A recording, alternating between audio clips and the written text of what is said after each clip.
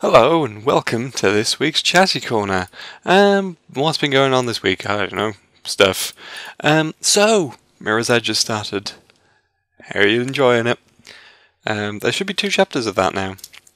There should be prologue and chapter 1 should be up and running. And I say they should be because they are as I record this. So that's what you're gonna get by the time this goes up. I just decided on a whim to put chapter 1 up for everyone to enjoy, and it's there and it's good. And yeah, it's going to be 1 chapter a week, as is the case of doing things. Problem with this is, of course, you're getting 1 20-minute part a week, because that's really all that I've got. I've recorded most of Mirror's Edge now, because I've been doing a double, I think I mentioned this last week, I'm doing a double recording session thing every week, so I record 2 chapters rather than 1. Mirror's Edge allows me to do that because it's nice and short. I can record 2 levels in one sitting. It's not like Tomb Raider where it takes me an hour to get through a level. Well, that's a problem, but you know, you saw how long Tomb Raider 3 updates were. Yeah, that was edited down most of the time. If there's a death in there somewhere, yeah.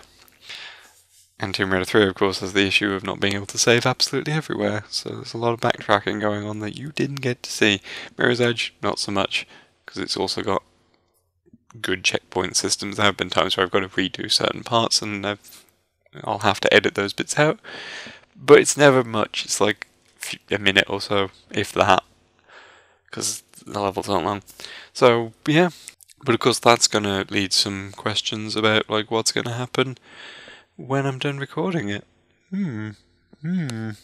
Patrons, you already know what's coming because I gave you an impromptu blog. If you're not a patron, you don't know. If you want to become a patron, you'll be able to read that blog. And it's for all patrons, it's not just for like the $5 ones who get the behind the scenes information. This is like a thing for all patrons, I think. So there's not much to update on Mirror's Edge. It's just that, really. You're pretty much guaranteed to get updates every week. If you remember, there was the whole issue of me feeling very ill and tired. I thought that would hold things back. It didn't. So, here we are. Everything's good. And I've realised something as well. In February, I believe it is, it's my anniversary of being a YouTube person. Yeah, 18th of February, and I've been doing this stuff for 7 years. On and off. Let's not pretend that I've been doing this consistently for 7 years. I can't give you a full rundown of when I disappeared for long periods of time, but that's not going to happen now. Everything's good, and I'm in control. I've got things on lockdown, and I've got everything. This year, you're getting updates every single week. And that sounds ambitious, but I'm going to pull it off. And I know I am. I am going to work my arse off to make sure that there is an update every week in some form. There may be other things apart from the Let's Plays that I might potentially do going forward. I don't know. We'll see. I'm just kind of winging it now, but I've got some ideas for things, and I'm hopefully going to be executing those within the next month. But also, as I was saying, anniversary is coming up. 7 years. 2009, 2016, 7, right? Maths was never my strong point. Whenever I look at this sort of thing, I'm like, that sounds about right, but it's probably not, because maths always does things like that to me. So... But I'm thinking of doing stuff for that too, but I don't know what I'm going to do. One thing I definitely want to try and do is update my... God, what is it? Intro video, because at the moment that is incredibly out of date. I did that intro video. Let me have a look. I'm going to look it up. That video was put up 2010. February 2010. I clearly did it for my first anniversary. I kind of want to do a new one for my 7th, because, quite frankly, the really low quality one that heavily features Final Fantasy X-2 and Okami above most other things isn't really up to date. It doesn't even feature any Tomb Raider stuff, and I've done 4 Tomb Raider games since then. Well, 5. I've done 4 Let's Plays of 5 Tomb Raider games, because obviously Tomb Raider 1 and Anniversary together. So that needs to change. That needs to go, because that needs to be up there. I keep meaning to do it, and I'm like, I should do it now.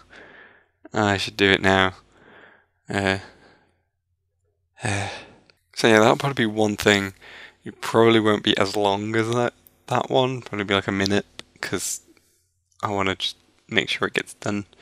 I don't want to do something too ambitious, and I remember that intro kind of took a while to do, so yeah, that might be a good thing if I kept it to a minute, because then it prevents me from burning out on things a little bit too much. But anyway, I don't know what else I want to do for my anniversary, because I've got specific plans for things in general, and I haven't really planned anything out for that.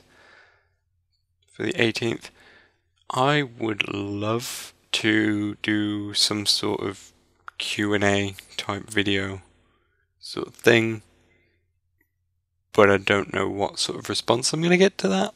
A Q&A video would be a good idea, so if you've got any questions, chuck them at me. If I get enough questions, I'll do a Q&A video for my anniversary, and I'll keep asking for questions each week until then. Okay, I'm not going to do the thing where I reviewed all of my old Let's Plays. I'm not going to do that again, because that was... yeah, tell you what, I'm going to review the reviews. Yeah, that sounds like a good idea. I'm going to... yeah, I'm going to have my voice 3 times in a single video. No, I'm not going to do that. No, that won't happen, and I don't really feel the need to go through all the ones I've done since then. There's a lot to cover, surprisingly. But I'd like to do something, I don't know what, but I'd like to have it community oriented, because I wouldn't be still doing this if people weren't still watching it. So that's kind of a big part of what I'd want to do. I'd want to involve you guys somehow, but I don't know what I want to do. If you've got suggestions, then let me know. But definitely, I think, yeah, a Q&A would be a good idea. There we go. This is my ideas thing. You get to see me brainstorm. You get to hear me brainstorming, because you can't see me right now, and you never do. I don't know. I'm rambling. So anyway, this is not really the main point of this week. There's a lot of other things we want to talk about this week, and we are in 10 minutes, and I've rambled on about, I don't know what to do for my anniversary, what do I do? Anyway, Final Fantasy VIII. I've been playing Final Fantasy VIII, and I'm trying to 100% that game. Oh god, why? To be fair, I like Final Fantasy VIII. I have this weird thing where I really, really, really like 2 of the least popular Final Fantasy games. Not 13, I'm in everybody else's camp with that one, but 8 and 10 too, absolutely in love with them. Seriously, I'm not even joking, I love those games. Those are great games. Final Fantasy VIII is probably the Final Fantasy I put the most hours into. And not really in a way where I'm like, oh, I'm having a bad time, but I've got to finish this. No, it's like, I genuinely am having a good time, and I'm enjoying this, and I like the junction system. I genuinely do. And I'm playing that again, I'm trying to get 100%, and I've actually got more of the cards at this point than I thought I would have. So, I'm still on disc 1, so I'm in the bit where you have to go assassinate the sorceress and all that stuff. It's like, I'm always at the end of disc 1, basically. But, yeah, I've got all of the level 6 boss cards, most of the monster cards, and obviously then the only things I've got left are level 7 boss cards, which I don't really think you can get until disc 2 onwards. And then, like, all the rare cards, obviously get the ones that I can get at this point. I really genuinely like Final Fantasy VIII, even though so much of Final Fantasy VIII is just nonsense. It is ridiculously nonsense. I actually had a bit of a chat on Twitter with Hannah Lomax, who, I don't know what her YouTube channel is, but I know she's got one. I can't remember what it is. Zamolna. I think that's how you pronounce it. I'm sorry, Hannah, if that's not how you pronounce it, but yes. I chatted with her briefly, and she's kind of in the same agreement that she really loves the game, but it's really, really bad in so many ways, and yet somehow we really like it. And yeah, Triple Triad is a great game. It is ridiculously addictive. I would not actually buy a game that's exclusively Triple Triad. No, that's absurd. Isn't there a triple triad game on mobile? Because I was about to say they should do like a mobile version, because that would really work and that would be the right environment for it. And then I thought, I think I already have done that, so never mind. Yeah, she mentioned The Man with the Machine Gun, which is a very good piece of music and is probably one of my favourite bits of Final Fantasy music, just because, yeah, that music is amazing. And there's just again, I like the junction. I like the junction system. I honestly like the environment and the setting and everything, but there's obviously so many things that don't make a lot of sense. And I've also realised how I really like the Squall is Dead theory, and I really think that it's an interesting way of framing the storyline of that, but replaying it, I can see why that doesn't really work. Things like, if you've not played Final Fantasy VIII, please feel free to skip ahead to when I'm done with this.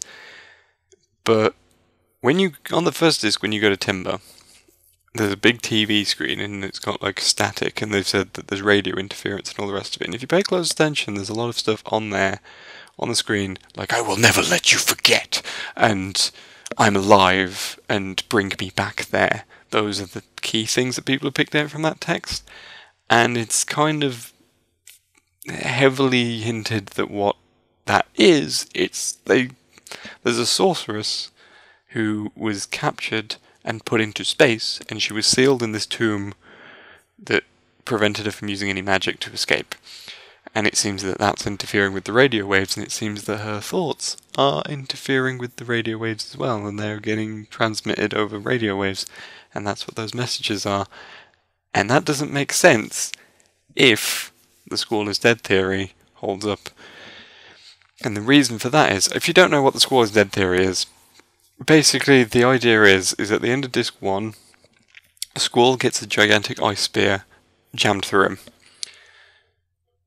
And then the theory is that for the rest of the game, it's all like his dying dream. It's an interesting theory, and it's certainly, I can see where it comes from, and I really like thinking about the game in that sense. Because certain things become a little bit convenient in the plot later on, like, oh, they all went to the same orphanage, whoa, that's really coincidental, and you've got things like Moombas and the Shumi tribe and all this kind of stuff, and their existence, because they don't appear at all on disc 1, but they're all over the place later on, and they're like things that Squall has dreamed up, essentially. And the fact that one version of the final boss seems to use Squall's necklace thing. But there's a couple of things that mean that doesn't really work, because like the Timber TV station would not be having that interference if the sorceress in space was a dream. Similarly, the orphanage thing isn't really the first, like, oh, conveniently everyone knows each other plot point.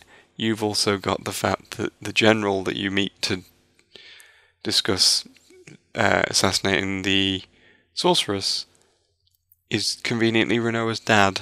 That kind of, and it's like, oh, everything is convenient and fits together a little bit too well. Everyone's kind of related to each other in really weird ways, and it's kind of ridiculous, but I kind of like it for that. I just like how messed up the story is, but it's not infuriating like Final Fantasy 13. It's nonsense, but it's fun, and it makes it a kind of weird internal logic of its own, but doesn't. It's not like Final Fantasy 13 where suddenly at the end I'm like, what the hell just happened? Anyway, I'm not going to go on that rant again. So yeah, that's Final Fantasy VIII. I'm enjoying it, and I'm probably about to start Roll Cage as my other game, which is a really old futuristic racer, which isn't really that well remembered. Like, I can't even find sort of much on it. No one's really done any videos of it, which I find really weird, because most games, even like really obscure games, have got videos on YouTube of full playthroughs. It's really hard to find a game that doesn't have any kind of coverage, but Roll Cage is that game apparently. So yeah, it's from what I remember, it's a lot of fun, but I haven't started it yet. But it is next on my list, so it's fun. So that's what I've been playing. I've been rambling on about Final Fantasy VIII for way too long, I'm sorry. So what's happening in the news? There's lots of little weird bits of news that are going on. I've heard that Mighty No. 9 is delayed yet again. That whole thing is a train wreck. I'm not that interested in Mighty Number 9. Like, I like the idea of making a Mega Man in all but name, which seems to be the way of things are going now, is a lot of veteran developers are just making spiritual successors to their big hits in all but name, because you've got the Castlevania one, and of course you've got Yooka-Laylee, which I've funded. That's the only Kickstarter I've ever funded, so I've got no investment in Mighty Number 9. But they've delayed it again, and apparently it was going to be out next month, from what I was reading. And they were saying like there won't be any more delays, because apparently it was meant to be out like a year ago, from what I was reading. And I'm like, yeah. The thing about that though is people have invested money in that game. It's built on fan demand. It's built on fan reception and fan funding. So this is one of the situations where I can absolutely get behind people who are really upset about its delay. Like, I'm not upset about Uncharted 4 endlessly being delayed, because whatever, it'll get there eventually, and it's Sony's money that's being lost there. But Mighty Number 9, if I had been a backer to that, I'd be annoyed too. I'm honestly hoping that's not going to happen with Yooka-Laylee. I really hope it doesn't, because that game looks fantastic, and it's supposed to be out November? October, November, I think. I can't remember. They've not really given an official date yet, but they have been giving... The good thing is Playtonic have been giving regular updates on the state of that game. So hopefully, fingers crossed, everything will be good. So, anyway. But yeah, Mighty Number 9. Will we ever see it? Who knows? So there's a couple of games I came across today that I'm kind of mildly intrigued by. First of all, like, there's been rumours for a while now that Platinum, who are basically making every game now, because what are they making? They're involved in Star Fox. They're making the new Nier. They've got that Scalebound thing on the Xbox One. I'm sure there was something else they were working on. And then of course now we've got the now officially announced, but leaked a million times in the past few months, they're making a Teenage Mutant Ninja Turtles game. And I'm very curious, largely because I remember watching the Turtles as a kid. I've not really paid much attention to it since, but I would play a Platinum Turtles game. I'm serious. I would genuinely play a Platinum Turtles game if it's good. I'm going to wait till the reviews come out, because that's the thing with licensed games. You never know. You never know if they're going to be any good or not. And hopefully this will be good. You know, I'm not fully against licensed games. I'm just wary of licensed games. But this is Platinum, and they've got a pretty good track record. I know they did that one game for that cartoon that I know nothing about that was supposed to be bad, but everything else they've done is great, apparently.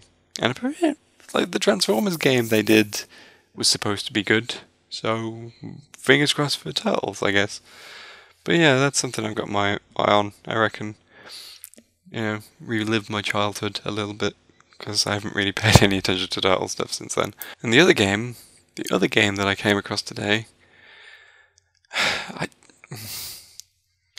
I am eternally confused by some of the things Nintendo come out with. But this one, I'm like, I don't know what's happening, but I kind of want this. They have announced a new Pokemon spin-off game, which is all about Pikachu, who is apparently a detective now, and he can talk, not just like saying his name over and over. And I'm like, and it's like a really deep voice as well, which is really jarring, because we all know what Pikachu sounds like. But in this, he's like, I've got to go solve the case. I'm like, and it just looks weird. But at the same time, I'm like, I'm weirdly intrigued by this. I don't know what's happening, but I want to know what's happening. Maybe that's what the real mystery is. Maybe that's what the mystery was all along. It was in our hearts. I don't know what I'm going. Don't know what I'm going on about with this. But the point is, I would like to play Detective Pikachu if it comes to the West. I did see one comment which said that they should get Benedict Cumberbatch to voice him in the UK version, and that'd be hilarious. Because, yeah, that's another voice that just wouldn't make any sense at all in terms of Pikachu. Especially if it's his Smaug voice, because that would be wonderful. Just this really, really deep dragon voice for Pikachu, this tiny little mouse thing. Yeah. I don't know. It's weird. This is a weird week for news. Like, there's a lot of weird stuff coming out, like Platinum making a Turtles game and Detective Pikachu, and there's not really a lot else, and there's like weird other things going on. Then the weirdest thing is the fact that Sony are making a massive deal out of the fact that, look, we've been going for like 20 years, but we want to change our name. Obviously it's still Sony, but they're changing the name from Sony Computer Entertainment to Sony Interactive Entertainment, and I'm just like, what's the point? Why do you need to do this? You don't need to do this. This is the most pointless thing. This is like when Bandai Namco... No, this is when... Hang on. What were they called at the time? This is when Namco Bandai made a big announcement saying we've got a really big announcement about the future of the company, and then they made the announcement and they said that we're changing our name from Namco Bandai to Bandai Namco. And what was the point of that? Why did you switch the names around? What was the point? I don't get it. What the hell? People are still going to just call you Namco no matter what you do. So, this is the same thing. It's like, oh, now we're not SCE anymore. Now we're SIE.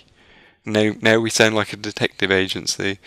The SIE, Singapore Institute of Eggs. That's not really a crime agency acronym. But that was the only thing I could think of. My mind goes to weird places. This week has been a weird Chatty Corner, and I'm sorry. But here we go. Sony, yes. Why the name change? I don't know. Then again, they did something like this where they said, oh, it's not a PSN account anymore. It's SEN now. It's Sony Entertainment Network account. That's what you have now. And then everyone just calls it a PSN network thing anyway. So we're still going to see SCEE or SCEA everywhere, because no one's going to be bothered about the name change. It'd be hilarious if they don't even change the logo. It's like, oh yeah, we're going to change our 20-year-old name, but we're going to keep the 20-year-old logo. That shows you how weird it's been when that's like one of the standout stories, is like a non-story about Sony changing their name. But yeah. Hopefully next week will be a bit more interesting on news, because it's been a bit lackluster. It's January though, I guess, so that's kind of a big part of why it's been a bit hit and miss. But Detective Pikachu is a good bit of news, I guess. Just... I don't know. But I like detective stuff. And Pikachu is adorable, so I kind of want to get this. But it's also wrong in a million different ways. So I don't know what to do. But that's made me go, well, it's kind of on my radar now, because I'm clearly paying attention to it, so I might as well get it just to see what the hell's happening, if it comes out in the West. This is like one of those very, very Japanese... But he's wearing a deerstalker. That's an English thing. That's a Sherlock Holmes thing. That's our thing. Yeah. Don't understand, Nintendo. Could you tell? No, don't explain it to me. I'll just get it and we'll see if it makes sense. If it doesn't make sense, then you owe me I was going to say apology, but you owe me an explanation. You don't need to apologise for making a detective game featuring Pikachu. I don't understand. What is... To be honest, looking at some of the stuff, it just made me think of Professor Layton, even though I've never played a Professor Layton game, so that's all I could think of. I know that's not really a detective thing, he's just something to do with puzzles, but that's where I went.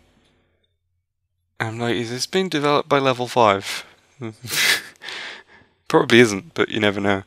But yeah, I don't know what's happening with that. And anyway, this has gone on.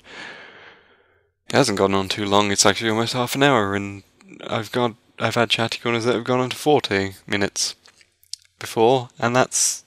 Yeah, so this hasn't gone on for too long. But it has been a bit rambly and it has been a bit strange, and I hope it's been entertaining. I guess. If it hasn't, then yell at me. If it has, then shower me with love, I guess. And I'm going to shower you with love and say that I hope you have a good week, and I want to say that you're all awesome as well, of course, and that's why I want you to have a good week. And I hope to see you again next week with another Chatty Corner and another episode of Mirror's Edge. Stay safe and stay lovely, and I'll see you around. Bye.